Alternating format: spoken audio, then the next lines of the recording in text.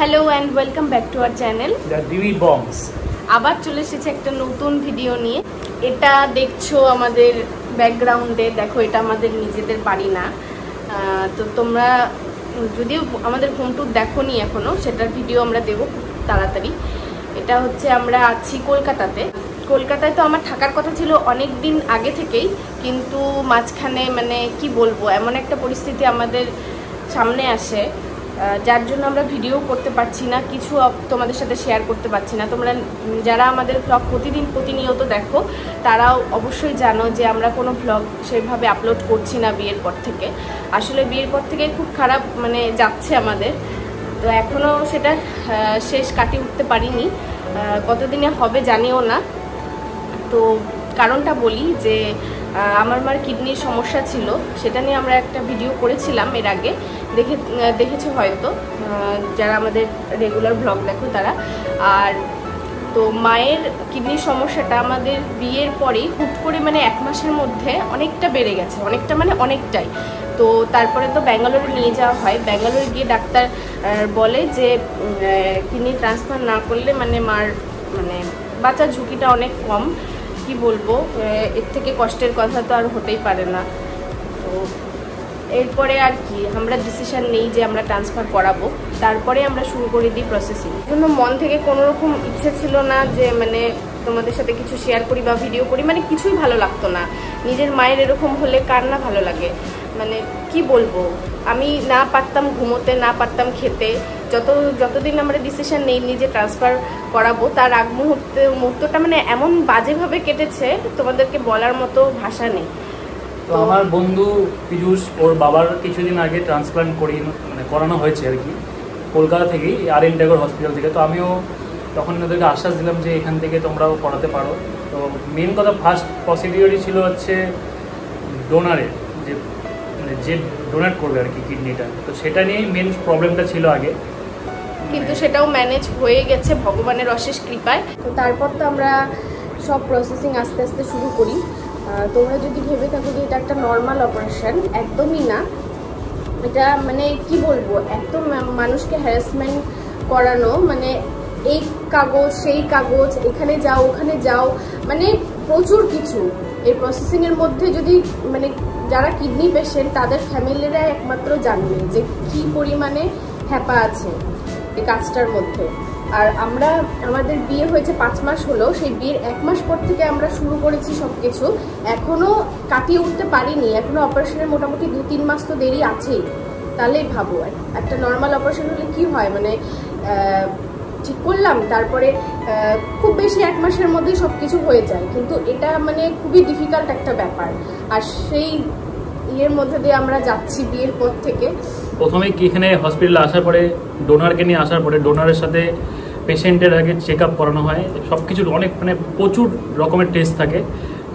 Test করার পরে সবার লাস্টে ক্রস ম্যাচ টেস্ট থাকে। তো ক্রস ম্যাচ টেস্টটা হয়ে গেলে যদি মিলে যায় কপাল করে, তারপরে আমরা ফার্দার প্রসিডিওরগুলো করতে থাকি।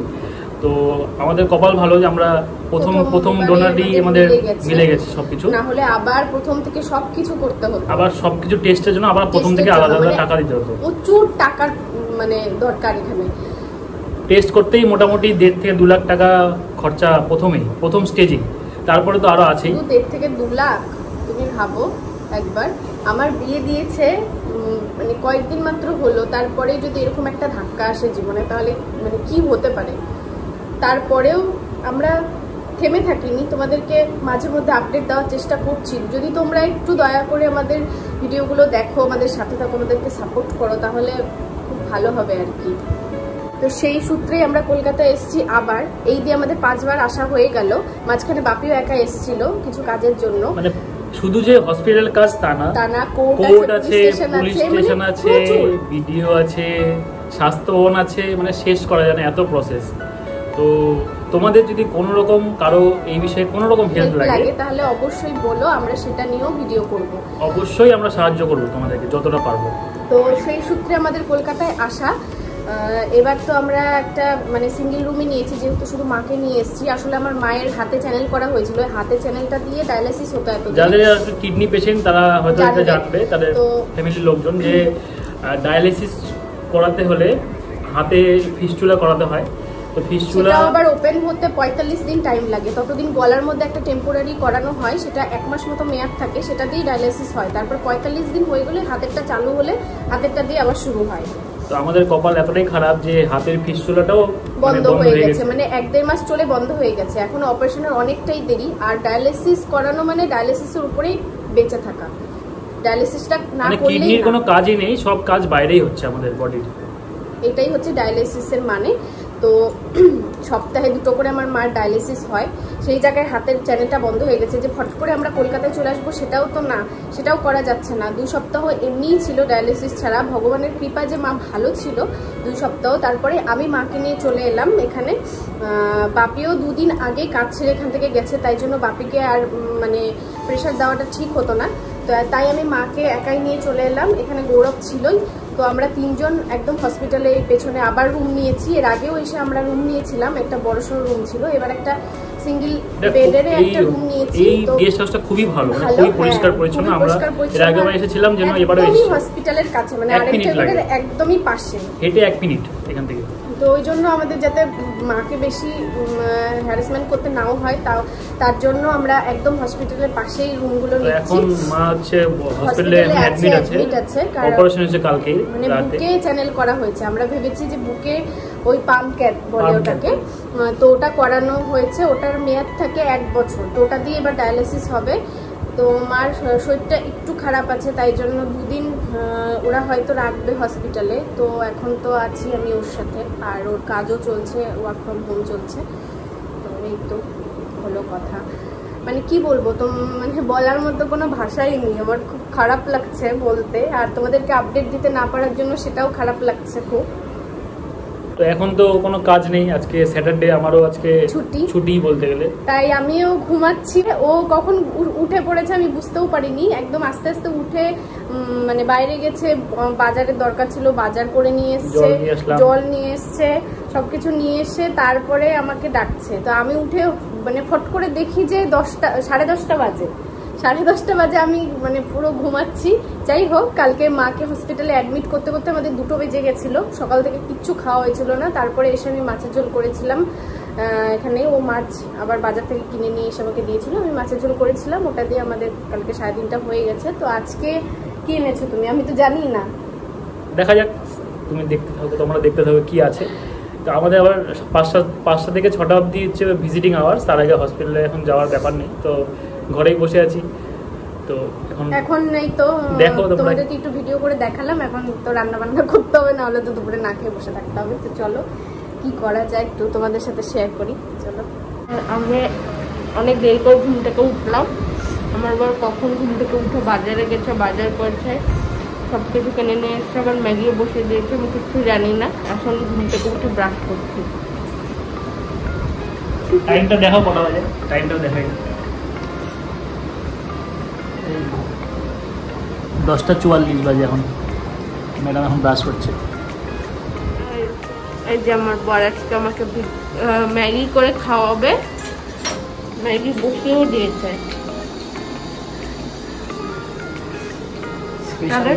সকালবেলা খাওয়া আজকে ম্যাগি হবে। Cheesy eggy Maggi.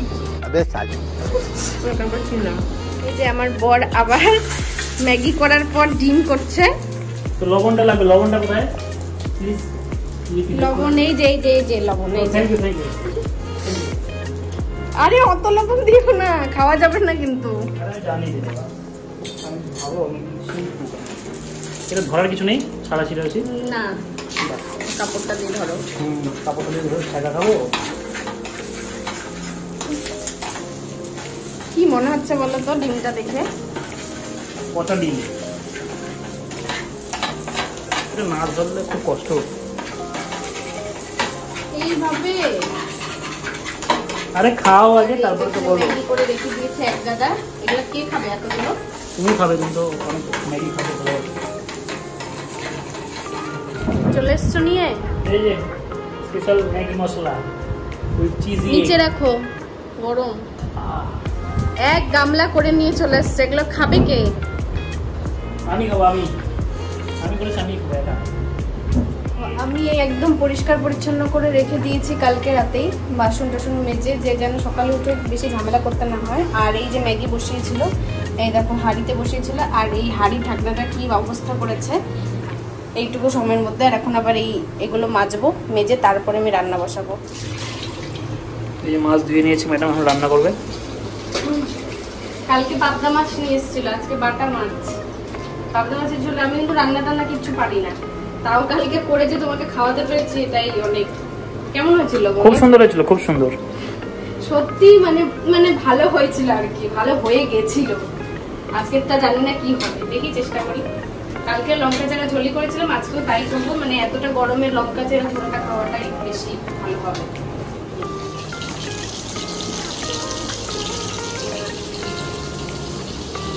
কি গরমে একদম ঝলসে গেলাম করতে করতে। বিয়ে কেউ করে নাকি?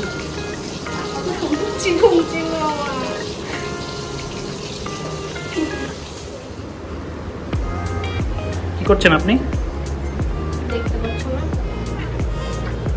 আলু কাটতে পারেন আপনি? সব শিখে গেছি, শিখে গেছি বলতে শিখছি এখনো। আলু আর বেগুন করতে পারতাম না। তো আজকে আপনি প্রতি পরমেশ্বরকে আপনি কি করে খাওয়াচ্ছেন? মাছের ঝোল আর বেগুন ভাজা। আর এখানে থেকে কি বা করবো, নিজেও তো পারি না কিছুই, কিন্তু বাড়িতে থাকলে তো আর বিভিন্ন রকম পদ রান্না করা হয়। আসল কথা বলতে গেলে আমার শাশুড়িই করে, আমি এখনো রান্না বাড়ি কিছু করিনি বাড়িতে। যখন শাশুড়ি থাকে না তখন একটু আমি করি, তাও আমার শ্বশুর মাকে অনেক হেল্প করে, অনেক বলতে অনেকটাই কাজ এগিয়ে রাখে, তো কোনো অসুবিধা আমার হয়নি এখনো। তো এখানে এসে একটু প্রবলেম হচ্ছে, একটু দেরি হচ্ছে আর কি। চলো তোমাদেরকে একবারে রান্না হয়ে যাওয়ার পরে দেখাচ্ছি কেমন রান্না করলো, খাওয়া যাবে কিনা দেখা যাক। খাওয়া যাবে না, ফালতু কথা বলতে আসছো। কালকে কি খেলে?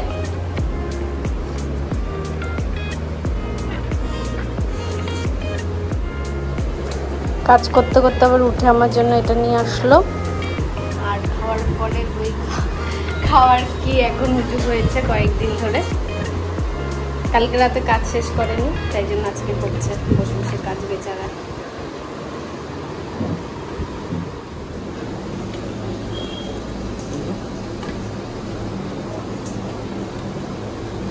মাছের ঝোল তো রেডি, এরপরে বেগুন ভাজলে হয়ে যাবে কমপ্লিট। আর এখন ডাল করবো না, রাত্রেবেলা যদি ঝোল কম পড়ে যায় তাহলে ডাল করবো।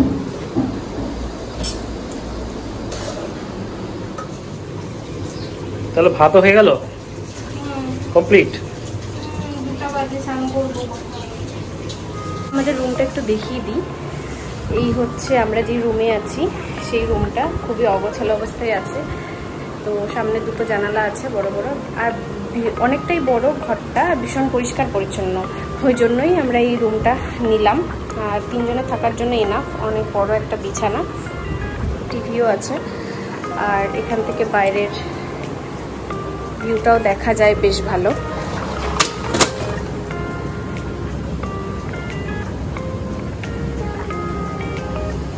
আর এই দিকটাই হচ্ছে এই যে হসপিটালটা, সামনের বিল্ডিংটা। এইটা হচ্ছে কিচেনটা, কিচেনটা তোমরা আগেই দেখলে। বেশ ভালো। আর 800 টাকা ভাড়া, নন এসি, মানে এসি নেই। যেহেতু রুমও নেই ওই জন্য আমরা বাধ্য হয়েই নন এসি রুমটাই বুক করতে হলো। এতে বসে গেলাম। তো এই যে দেখো ভাত আর বেগুন ভাজা আর মাছের ঝোল, এটা দিয়ে খাওয়া হয়ে যাবে, ভালোভাবে হয়ে যাবে। মাছের ঝোলটা মোটামুটি ঠিকঠাকই আছে।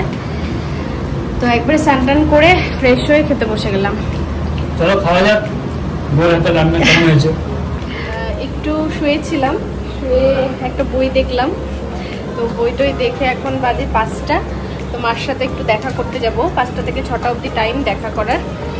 তো মার সাথে দেখা করে আসি। চলো, আমরা রেডিও হয়ে গেছি, রেডি হয়ে শুয়ে আবার ফোন নিয়ে শুয়ে পড়েছে। চলো চলো।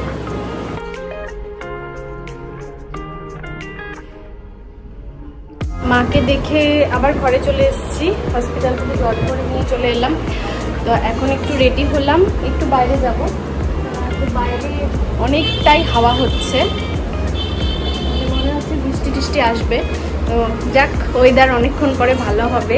তো চলো এখন যাওয়া যাক। ও তো এখানে ট্রেনের টিকিট কাটছে। আসলে আমরা মাকে কালকে ডিসচার্জ করে দেবে, তো ট্রেনের টিকিট কাটছে, ডিসচার্জ করে দেবে। পরশুদিন আমরা বাড়ি যাব, তার জন্য টিকিট কাটছে। তো টিকিট কেটে চলো তাড়াতাড়ি যাই। দেখো আমরা লিফটে করে নামছি, 4 তলা কিন্তু লিফট আছে, এটা একটা সুবিধা। এই গেস্ট হাউসটার অনেকটাই অনেক ফ্যাসিলিটি আছে এই গেস্ট হাউসে। ফ্রি ওয়াইফাই আছে। ওটা সব গেস্ট হাউসেই থাকে, কিন্তু স্পিডটা ভালো। দেখো ওয়েদারটা বেশ সুন্দর, বুঝতে পারবে না যদিও, কিন্তু হাওয়া হচ্ছে ভীষণ। চলো যাওয়া যাক। এই চা নিয়ে নিয়েছে, খাচ্ছে চা। আমার দুধ চা ভালো লাগে না, ওই জন্য আমি খাই না। চা করে খাওয়ালো না, তাই জন্য বাইরে এসে খেতে বললেই করে দিতাম। তাড়াতাড়ি খাও, চলো যাই। ট্রাই করে হাতে নিয়ে নাও, গরম না ছেঁকা খাবে।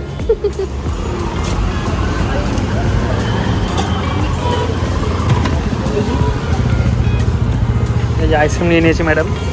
কি আইসক্রিম নিলে তুমি? অল মিক্স, তারপরে ম্যাঙ্গো, সব কিছু খেয়ে বলো কেমন। ওই তো মিক্সচার ফ্লেভার কেমন হয় এটা।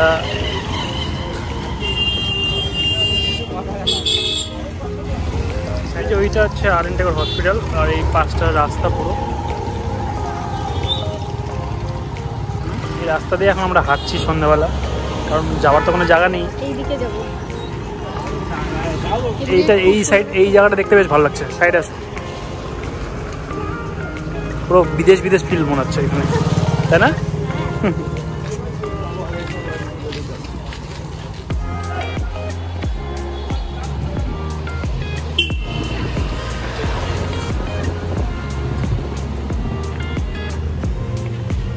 চলে এলাম আবার ঘরে, খুব বিধ্বস্ত অবস্থা, কারণ অনেকটা হাঁটলাম। এমনিতেও ওয়েদারটা ভালোই ছিল বাইরের, কিন্তু এতটা হাঁটার পরে তো একটু গরম ধরবে আর টায়ার্ড লাগে। আর গৌরব গেল, মার ফোনটা চার্জ ছিল না, তো ঘরের মধ্যে চার্জ করে দিতে গেল আবার মাকে ডায়ালিসিস রুমে। মার ডায়ালিসিস হচ্ছে এখন, তো বাইরে থেকে দিয়ে চলে আসবে, যদিও দেখা করতে দেবে না এখন। তো আমিও চলে এলাম ঘরে। পরের দিন মাকে নিয়ে এসেই সাথে সাথে বেরিয়ে পড়লাম স্টেশনের উদ্দেশ্যে, কারণ আমাদের বাড়ি যেতে হবে। আর এবার আমরা 3 দিনের জন্য কলকাতাতে গিয়েছিলাম। 2 দিন মাকে হসপিটালেই থাকতে হয়েছিল, আর গৌরব এবার আমাদের সাথে যাচ্ছে না। আমি মাকে নিয়ে একাই এসেছিলাম, আবার একাই নিয়ে যাচ্ছি। হাতের ফিস্টুলাটা ভালো থাকলে আমাদেরকে এই খাটনিটা আর করতে হতো না। যাই হোক, মাঝখান থেকে অনেকটা হ্যাপা হলো, আর অনেকটা টাকাও খরচা হয়ে গেল। এখন কি করার, যতদিন অপারেশন না হচ্ছে ততদিন তো ডায়ালিসিস চালাতেই হবে, তার জন্য বুকেরই পাম্পক্যাটটা করা। যাই হোক, ভালোই ঠাকুরের ইচ্ছায় হয়ে গেছে। এখন আমরা বাড়ি যাচ্ছি। তবে এই অবস্থায় মাকে একা নিয়ে যাওয়া আমার পক্ষে একটু চাপই হয়ে যায়। গৌরব গেলে তাও কিছু মনে হয় না, কিন্তু মা তো এখন শরীরটা অনেকটাই দুর্বল, ওই কারণে একটু ভয় লাগে। যাই হোক, দেখতে দেখতে আমরা মোটামুটি স্টেশনের কাছে এসেও গেলাম। গৌরব আবার অনেকদিন পরে বালুরঘাটে যাবে, ওর সাথে অনেক দিন পর দেখা হবে, তাই জন্য একটু খারাপ লাগছে। তো পৌঁছে গেলাম স্টেশনে। এবার ট্রেনে উঠে সোজা বাড়ি। সাবধানে যেও, ভালো হয়ে যেও, আবার দেখা হচ্ছে কদিন পরে, মিস করবো। ভিডিওটা এখানেই শেষ করছি। ভিডিওটা ভালো লাগলে অবশ্যই লাইক, কমেন্ট আর শেয়ার করো, আর আমাদের চ্যানেলকে সাবস্ক্রাইব করে দিও। টাটা।